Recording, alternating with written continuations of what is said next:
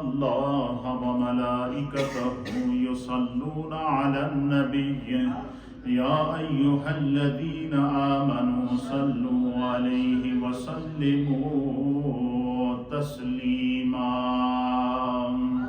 اللهم صل وسلم على سيد الأنبياء والمرسلين وعلى آله الطيبين وأصحابه الطاهرين أجمعين الصلاة والسلام عليك يا سيدي يا رسول الله وعلى آلك وأصحابك يا سيدي يا رحمة للعالمين الصلاة والسلام عليك يا سيدي يا رسول الله وعلى آلك وأصحابك يا سيدي يا خاتم النبيين حمد و صلاة کے بعد امت مسلمہ کرب کے عالم میں ہے اور اہل فلسطین کائنات عالم کی طرف دیکھ رہے ہیں. بچے، مائیں، بزرگ، نوجوان، مظلوم، بے کس و بے مجبور خون چکاں ہیں. عجیب و غریب ظلم کی داستانیں ہیں. آج کا جو میرا ٹاپک ہے وہ بڑا ہی اہم ٹاپک ہے. آج میں آپ کی خدمت میں چاہوں گا کہ یہ جو مسجد اقصیٰ ہے اور یہ جو ارض مقدس ہے جسے بیت المقدس کہتے ہیں اور جسے القدس بھی کہا جاتا ہے، جو انبیاء کم و بیش 1.25 لاکھ انبیاء کرام کی سرزمین اور ان کا مدفن ہے، اس پاکیزہ سرزمین کا جو ہسٹوریکل بیک گراؤنڈ ہے، اس کا جو تاریخی پس منظر ہے وہ کیا ہے، اور یہ جگہ ہمیشہ سے متنازع کیوں رہی ہے، اس کے پیچھے کیا ہسٹری ہے، اس پر میں نے آج اپنا جو ٹاپک ہے وہ تیار کیا ہے. میرے ٹاپک کے اندر مواد تو بہت زیادہ ہے. میں کوشش کروں گا کہ اس کا خلاصہ ہی اس دوران بیان کر سکوں، کیونکہ وقت میں اتنی وسعت نہیں ہے، ورنہ اس کو بیان کرنے کے لیے پوری ہسٹری کو کم از کم مجھے 2 گھنٹے اگر ملیں تو پھر بھی جا کر یہ کمپلیٹ نہیں ہوتی. لیکن چونکہ جو ضروری چیزیں ہیں بحیثیت مسلمان ہمیں اس کا علم ہونا ضروری ہے، اس لیے میں آج آپ کے لیے یہ پورا اس کا ہسٹوریکل بیک گراؤنڈ تیار کر کے لایا ہوں. سب سے پہلے یاد رکھیں کہ روئے زمین پر اللہ کا سب سے پہلا جو گھر تعمیر ہوا وہ خانہ کعبہ ہے. وہ کیا ہے؟ خانہ کعبہ ہے. اور اس کا ہسٹوریکل بیک گراؤنڈ یہ ہے کہ جب حضرت آدم علیہ نبینا علیہ السلام جنت سے آسمانوں سے زمین پر اتارے گئے تو حضرت آدم علیہ السلام فرماتے ہیں کہ جب میں آسمانوں پر تھا تو اللہ تعالیٰ کے عرش کے نیچے خدا نے مجھے جگہ عطا فرمائی تھی، اور اللہ تعالیٰ کے عرش کے نیچے فرشتوں کا قبلہ بیت المعمور تھا، جس کے فرشتے ہر لمحہ جو ہے وہ طواف کیا کرتے تھے. اور حضرت آدم علیہ السلام فرماتے ہیں کہ مجھے یہ سعادت حاصل ہے کہ میں فرشتوں کے ساتھ عرش الہی کے نیچے بیت المعمور کا طواف کیا کرتا تھا. پھر اللہ تعالیٰ کی حکمت اور اللہ تعالیٰ کی قدرت کے مطابق جب حضرت آدم علیہ السلام اللہ تعالیٰ کی حکمت میں شامل تھا کہ آدم علیہ السلام کو زمین پر اتارنا ہے اور پھر ان سے نسل انسانی کو چلانا ہے، تو حضرت آدم علیہ السلام سے بھول ہوئی تو آپ زمین پر اترے اور روایات کے مطابق 300 سال تک آپ سیاحت کرتے رہے، روتے رہے، اور ہند کے مقام کے اوپر، سری لنکا کے مقام کے اوپر آپ آسمانوں سے زمین پر اترے اور آپ روتے رہے، اور 300 سال گریہ زاری کے بعد اپنے رب کی بارگاہ کے اندر 300 سال تک گڑ گڑانے اور رونے کے بعد حضرت آدم علیہ السلام نبی علیہ السلام کے وسیلے سے جب ان کی توبہ کو اللہ نے قبول کیا تو اللہ تعالیٰ نے سب سے پہلا حضرت آدم علیہ السلام کی طرف وحی کی کہ میری خاطر کریا کریا، گاؤں گاؤں، علاقہ علاقہ، پہاڑ پہاڑ چل کے رونے والے میرے آدم، ذرا یہ تو بتا تو کیا چاہتا ہے، تیری خواہش کیا ہے کہ تیرا رب تمہیں عطا فرمائے۔ تو حضرت آدم علیہ السلام نے اللہ کی بارگاہ میں خواہش ظاہر کی کہ یا اللہ، جس طرح میں آسمانوں پر رہتا تھا اور تیرے عرش کے نیچے فرشتوں کا قبلہ بیت المعمور تھا، اس طرح میں اس کا طواف کرتا تھا، اے اللہ اسی طرح اپنا ایک قبلہ زمین پر نازل فرما تاکہ میری اولاد اور قیامت تک آنے والی میری نسل جو ہے اس کعبے کا طواف کرتی رہے۔ حضرت آدم علیہ السلام کی اس دعا کو اللہ نے قبول کیا تو حضرت جبریل علیہ السلام فرشتوں کے ساتھ جنت سے خانہ کعبہ کی بنیادوں کے پتھر لے کر آئے اور خانہ کعبہ کی تعمیر ہوئی۔ پھر یہ سلسلہ چلتا رہا اولاد آدم کے اندر، پھر طوفان نوح تک، پھر حضرت ابراہیم علیہ السلام کی تعمیر تک، پھر اسی طریقے سے اللہ تعالیٰ نے اولاد آدم میں سے ایک اور نبی پیدا کیے جن کا نام تھا حضرت سیدنا داؤد علیہ نبینا علیہ السلام۔ حضرت سیدنا داؤد علیہ السلام کو اللہ تعالیٰ نے روئے زمین کا اقتدار عطا فرمایا تھا، بادشاہت عطا فرمائی تھی، پوری دنیا کی بادشاہت عطا فرمائی تھی۔ جانوروں کی وہ بولیاں سمجھتے تھے، جانوروں سے گفتگو کرتے تھے۔ پھر اسی طریقے سے حضرت داؤد علیہ السلام نے اللہ کی بارگاہ میں دعا کی کہ یا اللہ تو نے یہ جو مجھے امانت عطا فرمائی ہے، نبوت کا اور کتاب عطا فرمائی ہے، اور پھر رب کریم میں تیری بارگاہ میں دعا کرتا ہوں کہ مجھے ایک ایسی اولاد عطا فرما، ایسا بیٹا عطا فرما کہ جو منصب تو نے مجھے عطا فرمایا ہے اور جو ذمہ داریاں تو نے میرے ذمہ لگائی ہے پوری دنیا کی حکومت اور کائنات میں انصاف کرنے کی، اے اللہ میں اپنی اس ذمہ داری کو آگے اپنی اولاد میں منتقل کروں۔ تو حضرت داؤد علیہ السلام کو اللہ تعالیٰ نے بیٹا عطا فرمایا جن کا نام تھا حضرت سیدنا سلیمان علیہ السلام، اور یہ بھی اللہ کے نبی تھے۔ حضرت سلیمان علیہ السلام بھی اللہ کے نبی تھے، اور قرآن حکیم فرقان مجید حضرت داؤد علیہ السلام کا بھی ذکر کرتا ہے، اور حضرت سلیمان علیہ السلام کا بھی ذکر کرتا ہے۔ جیسے قرآن حکیم فرقان مجید میں حضرت داؤد علیہ السلام کا ذکر اس طرح کیا ہے کہ وَلَقَدْ كَتَبْنَا فِي الزُّبُورِ مِن بَعْدِ الذِّكْرِ أَنَّ الْأَرْضَ يَرِثُهَا مِنْ عِبَادِيَ الصَّالِحُونَ۔ پھر اسی طریقے سے حضرت سیدنا سلیمان علیہ السلام کو تو حضرت داؤد علیہ السلام نے اپنے دور اقتدار کے اندر کیا کیا کہ آپ نے ایک جگہ جس کو دار الخلافہ کہتے تھے، جو آپ کا مرکز، جس آج کے دور کے اندر جہاں پر حکومت کا انتظام ہوتا ہے اس کو دار الخلافہ کہتے ہیں، تو حضرت داؤد علیہ السلام نے اپنے دور حکومت میں جس جگہ کو دار الخلافہ اور اپنی عبادت کی جگہ بنایا تھا، وہاں آپ نے ایک خیمہ نصب کیا تھا۔ اور پھر حضرت داؤد علیہ السلام کے وصال کے بعد حضرت سلیمان علیہ السلام کے پاس جب پوری کائنات کا اقتدار آیا، جانور بھی آپ کے تابع ہو گئے، جنات بھی آپ کے تابع ہو گئے، اور پرند حشرات الارض، غرضے کے ہر چیز اللہ تعالیٰ نے اس پر حضرت سلیمان علیہ السلام کو حکومت عطا فرمائی۔ تو حضرت سلیمان علیہ السلام نے اپنے والد حضرت داؤد علیہ السلام کا جو دار الخلافہ تھا، جہاں پر آپ کا خیمہ تھا، وہاں پر آپ نے مسجد بنانے کا ارادہ کیا، اور وہی مسجد جو مسجد اقصیٰ کہلاتی ہے، حضرت سلیمان علیہ السلام۔ اور اس کی تعمیر حضرت سلیمان علیہ السلام نے جنات کے ذریعے کرائی ہے۔ کیا کرائی ہے؟ جنات کے ذریعے کرائی ہے، اور کئی برس لگے اس کی تعمیر کے اندر، اور اسی تعمیر کے دوران حضرت سلیمان علیہ السلام کا وصال بھی ہوتا ہے۔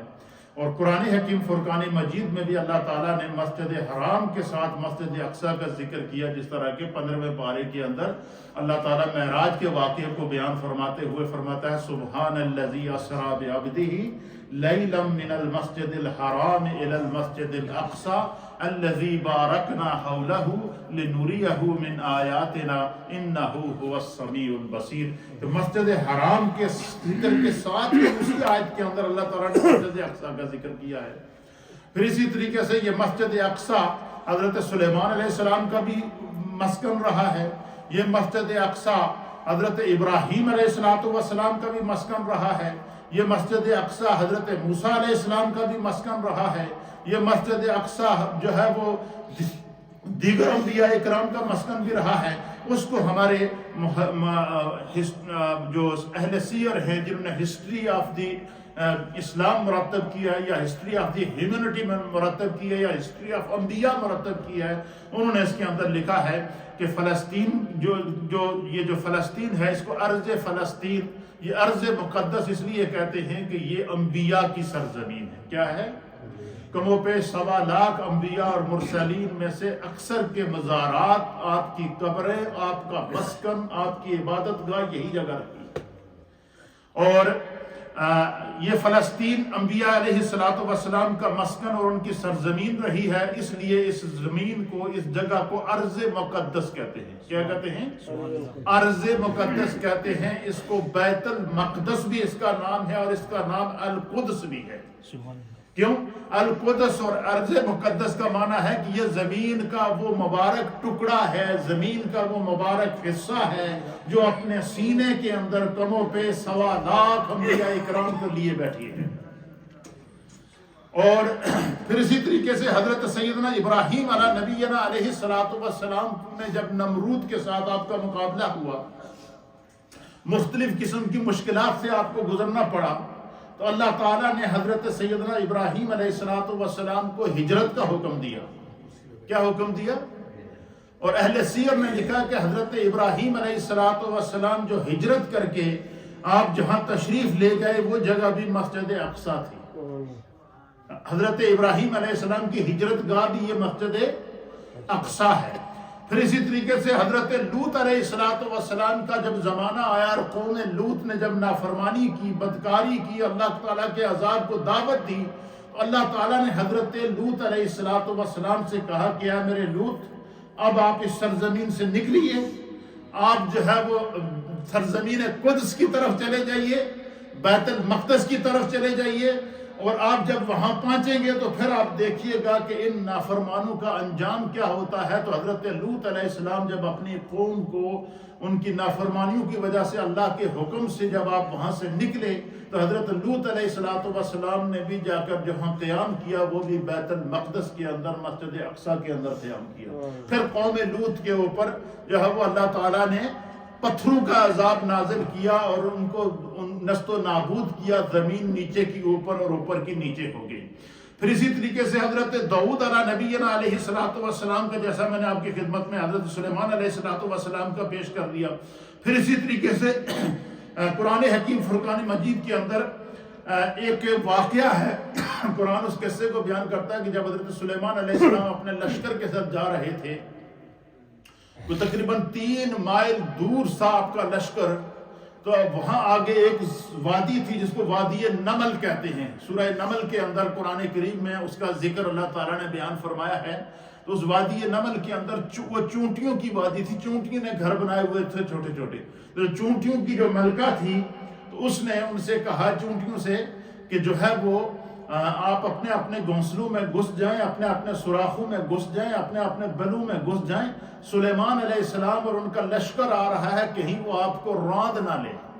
یہ چونٹیوں کی ملکہ نے کہا. اب 3 میل دور چونٹیوں کی ملکہ نے چونٹیوں سے کہا کہ اپنی جان بچاؤ، سلیمان علیہ السلام کا لشکر آ رہا ہے، اس میں انسان بھی ہیں، اس میں جن بھی ہیں، اس میں جانور بھی ہیں، اس میں ہر طرح کی مخلوق ہے، کہیں ایسا نہ ہو کہ وہ تمہیں اپنے پاؤں تلے راند دیں. لہذا تم چونٹیاں جتنی بھی ہو کیا کرو، جو ہے وہ اپنے اپنے بلوں کے اندر چلے جاؤ. تو جب وہ سب چونٹیاں اپنے بلوں کے اندر جانے لگے تو 3 میل دور حضرت سلیمان علیہ السلام نے چونٹی کی وہ آواز سنی. قرآن اس منظر کو بیان کرتا ہے کہ حضرت سلیمان علیہ السلام مسکرا دیا، آپ نے ہنسنا شروع کر دیا چونٹی کی آواز کو سن کر. تو فرمایا کہ چونٹیوں کا جو مشہور قصہ ہے، جس میں ایک چونٹی نے جو ہے وہ تمام چونٹیوں کو جو ہے وہ بلوں میں گھسنے کے لیے کہا ہے، فرمایا کہ یہ جو واقعہ ہے یہ اسقلان شہر کا ہے اور یہ ایک وادی میں پیش آیا ہے، جس کے بعد اس کو وادی نمل کہا گیا ہے۔ فرمایا اس کا تعلق بھی اسی ارض مقدس کے ساتھ ہے، اس کا ذکر بھی اللہ تعالیٰ قرآن کے اندر سورہ نمل کے اندر فرما رہا ہے۔ تو پھر اسی طریقے سے قرآن حکیم فرقان مجید میں حضرت زکریا علیہ السلام کا ذکر کیا اور زکریا علیہ السلام کے محراب کا ذکر کیا کہ حضرت زکریا علیہ السلام محراب کے اندر جو ہے وہ کھڑے ہو کر اللہ کی عبادت کیا کرتے تھے اور اللہ تعالیٰ کی بارگاہ سے جب دعا کیا کرتے تھے تو اللہ تعالیٰ نے حضرت زکریا علیہ السلام کو یہ خوشخبری سنائی کہ اللہ تمہیں بیٹا عطا فرمائے گا اور اس کا نام یحییٰ ہوگا۔ کیا ہوگا؟ حضرت یحییٰ علیہ السلام کے میلاد کے بعد میں اس چیز کو کیا کر چکا ہوں، بیان کر چکا ہوں۔ آج جو بات آپ کو سمجھانا مقصود ہے کہ وہ جس محراب کے اندر حضرت زکریا علیہ السلام عبادت کیا کرتے تھے، جس محراب کے اندر اللہ تعالیٰ نے حضرت زکریا علیہ السلام پر وحی نازل کی ہے، اس محراب، وہ محراب بھی مسجد اقصی کا محراب ہے، وہ بھی مسجد اقصی کا محراب ہے۔ اس کا ذکر بھی قرآن حکیم فرقان مجید میں ہے۔ پھر اسی طریقے سے حضرت موسیٰ علیہ نبینا علیہ السلام کا جب فرعون سے مقابلہ ہوا اور پھر آپ جو ہے وہ قرآن نے اس پورے منظر کو بیان کر دیا کہ موسیٰ علیہ السلام نے دریا میں، سمندر میں عصا مارا، اپنے چاہنے والوں کو لے کر آپ نکل پڑے اور نکلنے کے بعد حضرت سیدنا موسیٰ علیہ نبینا علیہ السلام جو ہے وہ جب نکل پڑے تو پھر دریا نے راستہ دے دیا، فرعون غرق ہو گیا۔ تو فرمایا حضرت موسیٰ علیہ السلام اپنے چاہنے والوں کو، اپنے ماننے والوں کو جو آپ پر ایمان لے کر آئے تھے، ان ساتھیوں کو لے کر فرمایا کہ اس مقدس شہر کے اندر داخل ہو گئے اور انہوں نے اس شہر مقدس کو شرک سے پاک کر کے انبیاء علیہ السلام کے مسکن ہونے کی وجہ سے حضرت موسیٰ علیہ السلام کا قیام بھی مسجد اقصی کے اندر ہوتا ہے۔ اس سرزمین قدس کے اندر، اس مقدس سرزمین کے اندر حضرت سیدنا موسیٰ علیہ نبینا علیہ السلام کا مسکن بھی رہا ہے۔ پھر اسی طریقے سے اس شہر کے اندر کئی معجزات وقوع پذیر ہوئے ہیں جو ہے وہ پھر اسی شہر کے اندر حضرت زکریا علیہ السلام کی بانجی تھی جن کا نام تھا حضرت سیدہ مریم رضی اللہ تعالی عنہا، جو حضرت سیدنا عیسیٰ علیہ نبینا علیہ السلام کی والدہ ماجدہ تھی۔ حضرت مریم کو بھی جو ہے وہ جب آپ کی والدہ نے اللہ کے گھر کے لیے، اللہ کے نام کے لیے وقف کیا تو ان کو بھی آپ نے جب وہ مسجد اقصی کے اندر وہ رہی ہے اور مسجد اقصی کے اندر ہی حضرت جبریل علیہ السلام سے آپ کی ملاقات ہوئی ہے۔ پھر مسجد اقصی سے اللہ تعالیٰ نے اللہ کی قدرت سے جو ہے وہ حضرت عیسیٰ علیہ نبینا علیہ السلام حضرت مریم کے پیٹ میں بغیر باپ کے آپ حضرت مریم کے پیٹ کے اندر آئے۔ پھر مسجد اقصی سے آپ ایک الگ بستی کے اندر چلی جائے، وہ بستی بھی ارض مقدس کی ہی بستی تھی اور اسی جگہ پہ حضرت سیدنا عیسیٰ علیہ نبینا علیہ السلام کی پیدائش بھی اسی مقام کے اوپر ہوئی ہے، اسی وادی کے اندر ہوئی ہے۔ اور پھر حضرت مریم جب حضرت عیسیٰ علیہ السلام کی پیدائش کے بعد ان کو لے کر واپس شہر کے اندر آئی تو وہ بھی مسجد اقصی تھی اور وہی مقدس شہر تھا، اور وہیں پر حضرت عیسیٰ علیہ السلام کے حق میں ایک پنگوڑے کے اندر بچے نے، حضرت عیسیٰ علیہ السلام خود جو ہے وہ 40 دن کے تھے تو آپ بول اٹھے کہ میں اللہ کا نبی ہوں اور خدا کی روح ہوں اور اللہ تعالیٰ نے مجھے بغیر باپ کے پیدا فرمایا ہے اور مجھے نبی بنا کر دنیا میں بھیجا ہے اور خدا نے مجھے کتاب عطا فرمائی ہے۔ تو حضرت عیسیٰ علیہ نبینا علیہ السلام کی ولادت بھی اسی مقدس وادی کے اندر، اسی مقدس شہر کے اندر ہوئی۔ حضرت مریم کا مقام بھی یہی مسجد اقصی رہا ہے، حضرت موسیٰ علیہ السلام کا مقام بھی یہی مسجد اقصی رہا ہے، حضرت عیسیٰ علیہ السلام کا مقام بھی یہی مسجد اقصی رہا ہے۔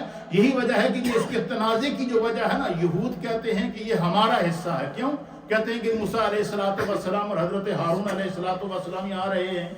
عیسائی کہتے ہیں یہ ہمارا حصہ ہے۔ کیوں؟ وہ کہتے ہیں کہ حضرت عیسیٰ علیہ نبینا علیہ السلام اور حضرت مریم یہیں پہ رہی ہے، عیسیٰ علیہ السلام کو پیدائش کے بعد یہیں پہ لایا گیا تھا۔ پھر ان کا یہ بھی کلیم ہے کہ حضرت عیسیٰ علیہ السلام کو نعوذ باللہ یہیں پر صلیب پہ لٹکایا گیا تھا، وہاں پر بھی انہوں نے اس کے نشانات بنائے ہوئے ہیں۔ پھر اسی طریقے سے جو ہے وہ پھر حضرت سیدنا عیسیٰ علیہ السلام کو جب قوم نے قتل کرنا چاہا تو قرآن حکیم تو فرقان مجید اس منظر کو بیان فرماتا ہے کہ اللہ تعالیٰ نے انہیں آسمانوں پر اٹھا لیا، لیکن چونکہ عیسائی یہ کلیم کرتے ہیں کہ ان کو وہاں صلیب پر لٹکا دیا گیا تھا، قتل کر دیا گیا تھا، تو وہ مقام بھی اسی کے ساتھ وہاں پر وہ جگہ بھی موجود ہے، اس لیے وہ اس جگہ کو اپنے لیے کلیم کرتے ہیں۔ تو اس لیے یہ جگہ ہمیشہ اس کے لیے، پھر آگے اس کی آپ ہسٹری سنیں گے تو آپ کا ایمان تازہ ہو جائے گا کہ یہ اصل میں یہ ارض مقدس ہے کیا۔ اس لیے بحیثیت مسلمان ہمیں اس کا علم ہونا چاہیے۔ اسی طریقے سے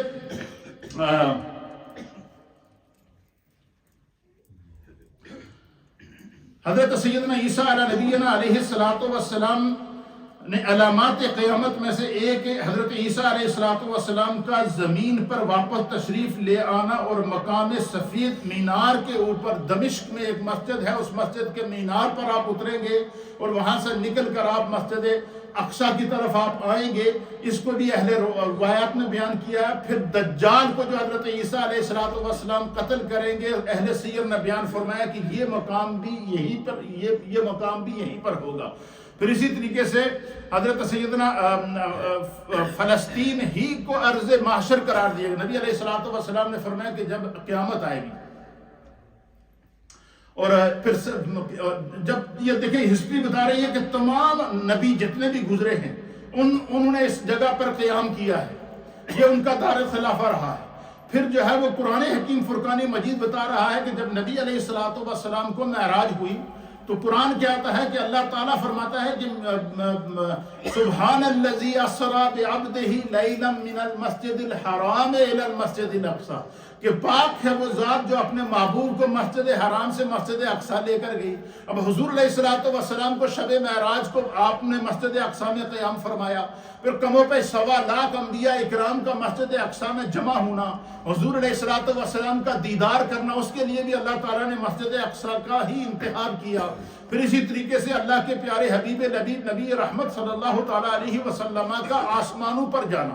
یہ آپ نے دیکھا کہ مسجد اقصیٰ کے ساتھ ایک جو ہے وہ سنہری گنبد بنا ہوا ہے، گولڈ قسم کا گنبد بنا ہوا، وہ ایک الگ جگہ ہے، اور اس کے ساتھ یہ جو پرانی والی مسجد ہے یہ مسجد اقصیٰ ہے۔ یہ جو سنہری والی گنبد بنی ہوئی ہے، اس جگہ کو جو ہے وہ اس جگہ کے بارے میں اہل سیر نے لکھا ہے کہ یہ وہ مقام ہے کہ جہاں سے سرکار دو عالم صلی اللہ تعالیٰ علیہ وسلم آسمانوں پر آپ جو ہے وہ چڑھ کر گئے تھے معراج کی شب۔ تو آسمان، اور علماء اور محدثین نے لکھا ہے کہ آسمانوں سے زمین پر آنے کا راستہ جو فرشتوں کی گزرگاہ ہے، فرشتے جو آسمان سے زمین پر اترتے ہیں وہ راستہ بھی یہی ہے، اور وہ بھی یہیں سے اترتے ہیں اور یہاں سے اتر کر پھر پوری دنیا کے اندر پھیلتے ہیں۔ تو آسمانوں سے زمین پر اترنے کا راستہ بھی یہی جگہ پر ہے، اور یہ جو سنہری گنبد بنایا گیا ہے اس جگہ پر ہے۔ پھر اس کے نیچے یہ جو سنہری گنبد ہے مسجد اقصیٰ نہیں، اس کے سامنے جو گنبد بنا ہوا ہے کئی میٹر کے فاصلے کے اوپر، اس گنبد کے نیچے غاریں ہیں، انبیاء کی غاریں ہیں، انبیاء کی غاریں ہیں جہاں پر انبیاء اکرام نے چلے کیے ہیں، انبیاء اکرام نے خلوت میں جو ہے وہ عبادت کی ہے، انبیاء اکرام نے اپنے رب کی عبادت کے لیے جو ہے وہ وہاں پر اپنا وقت گزارا ہے۔ تو اس لیے اس شہر کے اندر جو ہے وہ پھر حضور نبی علیہ السلام نے فرمایا، حضور نے فرمایا کہ جب قیامت آئے گی، اینڈ آف دا ورلڈ ہو جائے گا، زمین کو کلوز کر دیا جائے گا، ساتوں زمینیں کلوز ہو جائیں گی، پھر ایک ہی میدان ہوگا۔ فرمایا اس طرح کی زمین کا کلر اس طرح ہوگا جیسے کہ تانبے کا کلر ہوتا ہے، چاندی کا کلر ہوتا ہے، جیسے چاندی کا ورق ہے اس طرح کی زمین ہوگی، کوئی پہاڑ، کوئی دریا، کوئی کچھ نہیں ہوگی، ایک ہی میدان ہوگا۔ اور فرمایا اس میدان کا مرکزی مقام ہوگا جہاں پر جو ہے وہ مقام محمود لگے گا، اور آقا فرماتے ہیں کہ مجھے گمان ہے کہ میرے رب نے وہ مقام محمود مجھے عطا فرمایا ہے۔ اور حضور علیہ السلام نے اس لیے اپنی امت کو فرمایا کہ جب بھی تم اذان کے بعد دعا کیا کرو تو میرے لیے یہ دعا کیا کرو کہ اللہ تعالی ہمارے پیارے آقا علیہ السلام کو مقام محمود پر فائز فرمایا کہ جو ارض محشر ہوگی، محشر کا جو میدان لگے گا، اور محشر کے میدان کا جو مرکزی مقام ہوگا محشر کے میدان کا جو صدر مقام ہوگا، محشر کے میدان کا جو سنٹر پوائنٹ ہوگا، وہ بھی مسجد اقصی ہی ہوگا۔ وہ بھی کیا ہوگا؟ مسجد اقصی ہی ہوگا۔ پھر اسی طریقے سے جو ہے وہ فلسطین میں جو ہے وہ نماز کی فرضیت کے بعد مسلمانوں کا قبلہ اول ہونے کا اعزاز بھی اللہ تعالیٰ نے اس مسجد اقصی کو عطا فرمایا۔ جب نبی علیہ الصلوۃ والسلام شب معراج کو اللہ سے ملاقات کر کے، اللہ کا دیدار کر کے واپس آئے اور نمازوں کا تحفہ اپنی امت کے لیے لے کر آئے، تو سرکار دو عالم صلی اللہ علیہ وسلم نے پہلی جو فرض نماز جو اللہ تعالیٰ نے 5 نمازیں آپ پر فرض کی ہیں، حضور نے معراج کے بعد آ کر جو نمازیں ادا کی ہیں، تو آپ نے بیت المقدس کو ہی اپنا قبلہ قرار دیا، اس طرف کر کے آپ جو ہے وہ نماز ادا کرتے رہے۔ کیوں کہ سرکار دو عالم صلی اللہ علیہ وسلم یہیں سے آسمانوں کے اوپر گئے تھے، یہیں پہ حضور علیہ السلام کو 1.25 لاکھ انبیاء سے ملاقات کرائی گئی تھی، یہیں پر 1.25 لاکھ انبیاء سے ملاقات کا آپ کو شرف حاصل ہوا ہے۔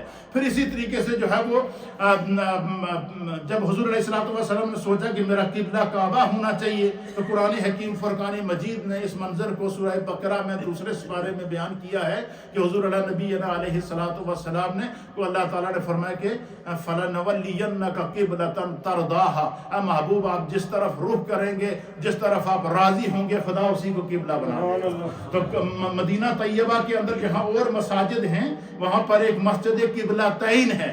مسجد قبلتین اس لیے کہہ رہے تھے کہ حضور علیہ السلام ظہر کی نماز پڑھا رہے تھے، آپ کے دل میں آیا کہ کاش کہ بیت المقدس کے بجائے کعبہ ہمارا قبلہ ہوتا، تو نماز کے اندر وہی ہوئی اور اللہ نے فرمایا کہ آپ قبلے کی طرف اپنے رخ کو پھیر لیجیے۔ اس مسجد کے اندر 2 قبلے موجود ہیں، ایک قبلہ بیت المقدس کی طرف کا ہے اور ایک قبلہ خانہ کعبہ کی طرف کا ہے۔ تو مسلمانوں کا قبلہ اول ہونے کی سعادت بھی اس مسجد اقصی مسلمانوں کو یہ بات نصیب ہوئی ہے۔ معراج کی شب سرکار کا وہاں پہ تشریف لے جانا۔ پھر اسی طریقے سے حدیث پاک کے اندر آتا ہے کہ اللہ کے حبیب علیہ السلام سے پوچھا گیا کہ روئے زمین پر سب سے پہلی مسجد کون سی بنائی گئی؟ تو حضور نے فرمایا سب سے پہلے مسجد حرام کو بنایا گیا، اور جس کا منظر میں نے آپ کے سامنے تعمیر آدم علیہ السلام کی صورت میں پیش کر دیا۔ پھر عرض کیا کہ یا رسول اللہ دوسری مسجد کون سی بنائی گئی؟ تو حضور نے فرمایا روئے زمین پر دوسری مسجد جو ہے وہ فرمایا یہ مسجد اقصی بنائی گئی ہے۔ تو یہ اس کا ہسٹوریکل بیک گراؤنڈ ہے جو پیارے آقا علیہ السلام اور تمام انبیاء اکرام کی تاریخ کے ساتھ یہ وابستہ ہے۔ پھر اسی طریقے سے اللہ کے پیارے حبیب لبیب نبی رحمت صلی اللہ تعالیٰ علیہ وآلہ وسلم نے خوشخبری دی تھی۔ حضور علیہ السلام صحابہ اکرام کے دلوں میں مسجد اقصی کی محبت کو بھرا کرتے تھے، مسجد اقصی کی فضیلت کو بیان کیا کرتے تھے۔ سرکار فرمایا ایک حدیث کے مطابق حضور نے فرمایا جو بندہ مسجد اقصی میں جا کر نماز ادا کرے گا، حضور نے فرمایا اللہ تعالیٰ اسے 25,000 نمازوں کا ثواب عطا فرمائے گا۔ اور اسی طریقے سے مسجد نبوی میں 50,000 نمازوں کی روایت ہے، اور مسجد حرام کے اندر 1,00,000 نمازوں کی روایت موجود ہے۔ تو اللہ کے پیارے حبیب لبیب نبی رحمت صلی اللہ تعالیٰ علیہ وسلم صحابہ اکرام کے دلوں میں کیا کرتے تھے؟ مسجد اقصی کی محبت کو بھرا کرتے تھے۔ ایک دفعہ سرکار کی مجلس لگی تھی، حضور علیہ السلام نے صحابہ اکرام سے فرمایا کہ مسجد اقصی میں جاؤ، اس کے لیے سفر کیا کرو، وہاں جا کر نماز ادا کرو، اس کے سفر کی نیت کیا کرو۔ تو اس کے اندر بہت بڑا اجر و ثواب ہے۔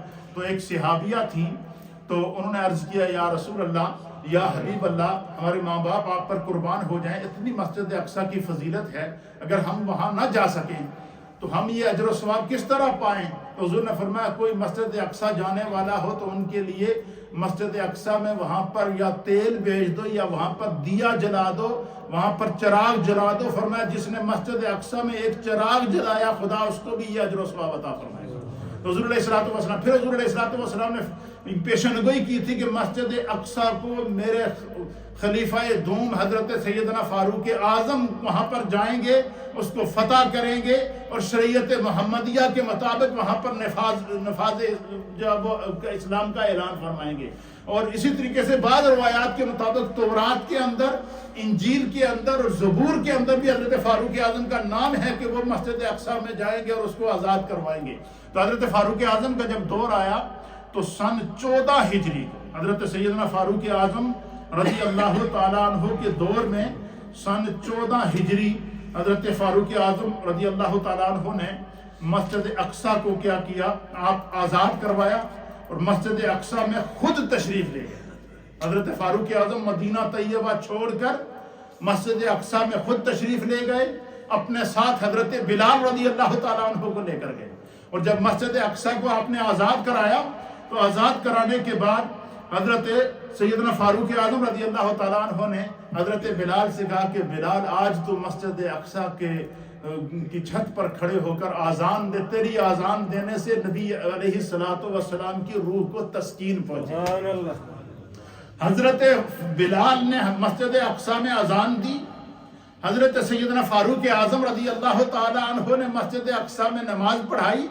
وہاں پر آپ کافی عرصے تک قیام کرتے رہے. پھر اس مسجد اقصی میں جو مختلف انداز سے جو اس کے اوپر جو ہے وہ وارداتیں ہوتی رہی، اس کے اوپر قبضے ہوتے رہے. اس کو کبھی یہود اپنے قبضے میں لے لیتے تھے، کبھی عیسائی اپنے قبضے میں لے لیتے تھے. پھر ایسا دور آتا گیا کہ مسلمانوں کو مختلف قسم کے جو ہے وہ اس سے گزرنا پڑا. پھر اللہ کے پیارے حبیب لبیب نبی رحمت صلی اللہ تعالیٰ علیہ وآلہ وسلم نے جو ہے وہ مسجد اقصی کی اس فضیلت کو بیان کرتے ہوئے پھر علماء اور محدثین نے اور اہل سیر نے لکھا ہے کہ مسجد اقصی کے جو ہے وہ 9 دروازے ہیں. کتنے دروازے ہیں؟ 9 بڑے اس کے گیٹ ہیں، اور ان میں سے ہر ایک گیٹ کا باقاعدہ اہل سیر نے اس کی تاریخ لکھی ہے کہ اس میں سے ایک گیٹ ہے جس کا نام ہے باب رحمت. مسجد اقصی کے ایک گیٹ کا نام کیا ہے؟ باب رحمت ہے. ایک گیٹ کا نام ہے باب خطا، ایک گیٹ کا نام ہے باب فیصل، ایک گیٹ کا نام ہے باب غوغا، ایک گیٹ کا نام ہے باب نازل، ایک گیٹ کا نام ہے باب حدید، ایک گیٹ کا نام ہے باب قطان، اور ایک گیٹ کا نام ہے باب سلسلہ، اور ایک گیٹ کا نام ہے باب مغاربہ. اور پھر اسی طریقے سے پھر ایک ایسا دور آیا کہ مسجد اقصی کی تعمیر جو ہے وہ پھر 68 ہجری کے اندر خلیفہ عبد المالک بن مروان اس نے اس کی تعمیر نو کی ہے. پھر 4 سال کے اندر اس کی تعمیر نو کی گئی. پھر اس کا بیٹا آگے ولید بن مروان آیا، اس نے اس کو کمپلیٹ کیا ہے. اس کو بھی تاریخ نے جو ہے وہ نقل فرمایا ہے.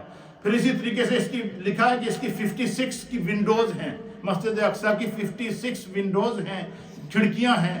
اس کے جو ہے وہ مختلف جو ہے وہ اس کے اندر راستے ہیں. پھر یہی وہ مقام ہے کہ جس پر آسمانوں کے اوپر جو ہے وہ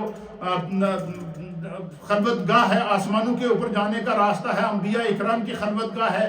پھر اسی طریقے سے اسی مسجد اقصی کے کہتے ہیں کہ 23 اس دور کے اندر 23 اس کے ستون تھے جو حضرت سلیمان علیہ السلام کی تعمیر، اور پھر حضرت فاروق اعظم کے دور کے اندر، پھر جو ہے وہ عبد المالک بن مروان کے دور کے اندر، پھر اسی طریقے سے مختلف انداز سے اس کے 23 جو ہے وہ ستون ہیں. پھر ایک طرف اس کی ایک سائڈ کے 49 ستون ہیں، پیلرز ہیں اس کے. اور پھر اس کو جو حضرت سلیمان علیہ السلام نے جنات سے جو اس کو تعمیر کرایا، تو وہ بڑے بڑے بھاری پتھر جو جنات نے اٹھا کر لائے تھے وہ بھی اس قدیمی مسجد کے اندر آج بھی اسی صورت کے اندر موجود ہے. پھر اسی طریقے سے اس کی جو موجودہ تعمیر ہے یہ 1035 ہجری کو جو ہے وہ ہوئی ہے. پھر اس کی جو ہے وہ 15 جولائی 1099 کو 15 جولائی 1099 کو بیت المقدس پر ایک عیسائی شرپسند نے حملہ کر اس پر قبضہ کیا. پھر اس پر قبضہ کیا گیا. پھر وہ مسجد اقصی کے اندر انہوں نے جو ہے وہ مختلف انداز سے جو ہے وہ اس کو گرجا گھر کے اندر تبدیل کر دیا گیا، اس پر قبضہ کر دیا گیا. پھر بعد میں کچھ عرصے کے بعد پھر ایک دور ایسا آیا، اس دور کے اندر جو ہے وہ 1187 میں جو ہے وہ پھر حضرت 12 اکتوبر 1187، یہ ذہن میں یاد رکھیے، 12 اکتوبر 1187 کو حضرت صلاح الدین ایوبی رحمت اللہ تعالیٰ علیہ آپ نے اس بیت المقدس کو فتح کیا. پھر بیت المقدس سے آپ نے وہ جتنے جو ہے وہ اس کو گرجا گھر بنا دیا گیا تھا، پھر اس کو بت قدا بنا دیا گیا تھا. تو حضرت صلاح الدین ایوبی رحمت اللہ تعالیٰ علیہ نے جو ہے وہ آپ نے جو ہے وہ پھر اس 12 اکتوبر 1187 کو نبی علیہ الصلوۃ والسلام کی سنت کو ادا کرتے ہوئے، جس طرح حضور علیہ نبینا علیہ الصلوۃ والسلام نے جو ہے وہ فتح مکہ کر کے جب مکہ کے اندر داخل ہوئے تو 360 بت خانہ کعبہ کے اندر رکھے گئے تھے. تو حضور علیہ الصلوۃ والسلام نے حضرت مولا کائنات حضرت علی کے ذریعے فرمایا کہ ان بتوں کو کیا کر دو، توڑ دو، ان کو گرا دو. اسی طرح حضرت 1187 کے اندر 12 اکتوبر 1187 کو صلاح الدین ایوبی نے اس کو فتح کیا. پھر فتح کرنے کے بعد پھر ایک دور آیا کہ ایک یہودی نے اس پر جو ہے وہ مسجد اقصی کے اندر آگ لگا دی. پھر اسی طریقے سے اہل سیر نے لکھا ہے کہ اس کے مسجد اقصی کے اندر مختلف انداز سے جو ہے وہ اس کی جو ہے وہ مختلف لوگ اس پر قابض ہوتے رہے ہیں. پھر قیامت تک کے لیے حضور علیہ الصلوۃ والسلام نے فرمایا کہ اللہ تعالیٰ نے اس کے قیامت تک، ایک حدیث کے مطابق حضور نے فرمایا کہ مسجد اقصی میں مسلمانوں کا ایک گروہ قیامت تک موجود رہے گا. فرمایا اس پر کوئی ظلم کرتا رہے گا، اس کو کوئی تکلیف پہنچاتا رہے گا، جو کچھ بھی ہوگا، لیکن وہ ہمیشہ غالب رہیں گے، تکلیف سہنے کے باوجود غالب رہیں گے. اور فرمایا کہ پھر ایک دور آئے گا کہ عیسیٰ علیہ السلام کا واپس نزول ہوگا. عیسیٰ علیہ السلام دجال کو قتل کریں گے. فرمایا یہ مسجد اقصی پھر فتح ہوگی. پھر فرمایا کہ اس کے اوپر پھر مسلمانوں کا قبضہ ہوگا. پھر آپ نے فرمایا کہ پھر کیا ہوگا؟ فرمایا پھر ایک دن ایسا آئے گا کہ اینڈ آف دا ورلڈ ہو جائے گا، میدان محشر لگے گا، اور محشر کے میدان کا مرکزی مقام بھی مسجد اقصی ہوگا. اور یہی وجہ ہے کہ یہود کلیم کرتے ہیں کہ اس کی جو پچھلی دیوار ہے، جس کو دیوار گریہ کہتے ہیں، فرمایا کہ یہ اس کو عربی کے اندر المبکی کہتے ہیں. اور اسی طریقے سے دیوار گریہ ولنگ وال جو ہے وہ انگلش میں اس کو کہتے ہیں، کہ وہ اس دیوار کو وہ جا کر روتے ہیں، وہ کہتے ہیں کہ یہاں ہمارے جو ہے وہ پرانی عبادت گاہیں ہیں، وہ جا کے وہاں گریہ کرتے ہیں. عیسائی کہتے ہیں ہمارا یہ ہیکل رہا ہے، تو وہ اس کو کلیم کرتے ہیں. تو مسلمانوں کی تو یہ تو انبیاء کی سرزمین رہی ہے، اور قرآن اس کو بیان کرتا ہے لِنُرِيَهُ مِنْ آیَاتِنَا. اس کے ارد گرد اللہ تعالیٰ نے اپنی نشانیاں رکھی ہیں. تو یہ مسلمان، اس لیے آج کا پیغام یہ ہے کہ یہ مسجد اقصی کی محبت لوگوں کے سینوں میں اس طرح جگائیں جس طرح ہم حرمین طیبین کی محبت کو جگاتے ہیں. یہ آج کے دور کے اندر ضروری اور لازمی ہے، اور بالخصوص اہل فلسطین کے لیے خاص طور پر دعا کریں. اس کے بہت سارے تاریخی پوائنٹ ہیں، لیکن وقت اپنے دامن میں وسعت نہیں رکھتا. میں نے صرف اس کا ایک ہسٹوریکل بیک گراؤنڈ اور ایک ہسٹوریکل بیان کر دیا ہے کہ اللہ تعالیٰ جو ہے وہ اسے اپنی بارگاہ کے اندر قبول و منظور فرمائے.